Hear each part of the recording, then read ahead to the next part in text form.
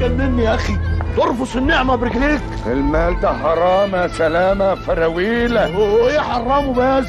ده مال الناس كلها يا جدع. انا عايز اربي ولادي من مال حلال يا سلامة. طب ما هو ربنا بعت لك رزقهم عشان تربيهم اهو. طب انزل قول للناس كلها وللحكومة ان ده الرزق وجالك. تقدر يا سلامة؟ الحكومه هتاخده يا عباس واحنا اولى بيه. مدام خايف وبالداري تبقى سرقة يا سلامة. اسمع كلامي، ربنا مش هيبارك. اسمعني انت يا عباس اخويا، احنا طول عمرنا على باب الله بناكل طقه ونجوع طقه عشان نعلم عيالنا كويس، وربنا ادانا العيال، وطول عمرنا بنحلم بالمال عشان نربيهم كويس، وهو المال جانا من اوسع الابواب. ومش بعد ما ربنا يحقق حلم اقول لا انا مش هطرد رزق ولادي.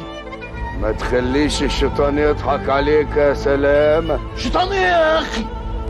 ما هو احنا لو ما خدناهوش ينزلوا يرموا لاي حد في الساغ. ملناش دعوة احنا، ولا تزر وازرة وزر اخرى.